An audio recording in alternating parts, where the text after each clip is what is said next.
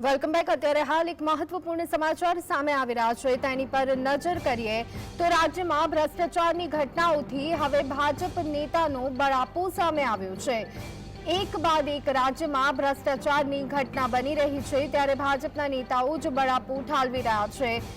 खुद भाजपा नेताओं भ्रष्टाचारना आरोप लगाव्या होय तेवा भूतकाळमां पण अनेक उदाहरणों सामे आव्या छे, त्यारे वधु एक एवी ज बाबत सामे आवी रही छे। कॉमन मैनने धक्काफेरा अने पछी व्यवहार माटे आडकतरी रीते दबाण थतुं होવાની વાતો સામે આવી છે।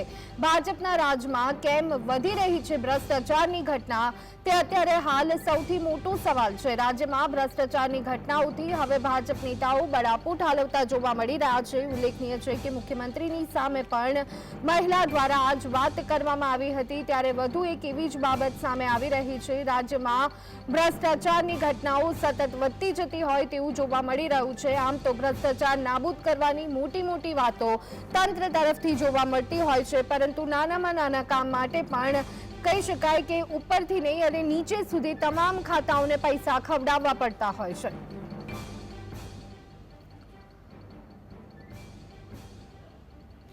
તો અધિકારીઓ પર કંટ્રોલ ક્યારે આવશે? ભાજપના રાજમાં કેમ ભ્રષ્ટાચારનો અજગર ભરડો જોવા મળી રહ્યો છે? જનપ્રતિનિધિ પ્રશ્ન કરે છતાં અધિકારીઓ પર કંટ્રોલ કેમ નથી? કેમ હવે ખુદ ભાજપના નેતાઓ ભ્રષ્ટાચારની પોલ ખુલી રહ્યા છે?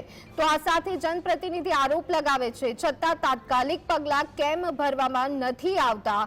ક્યારે જનતાની સમસ્યાનો અધિકારીઓ ત્વરિત ઉકેલ લાવશે, તે એક સૌથી મોટો સવાલ છે। ક્યારે ગાંધીના ગુજરાતમાં ભ્રષ્ટાચાર પર સકંજો કસાશે, તે એક સૌથી મોટી બાબત છે। ક્યારે ધક્કા ખવડાવો વહીવટકરોની રાજનીતિનો અંત આવવાનો છે?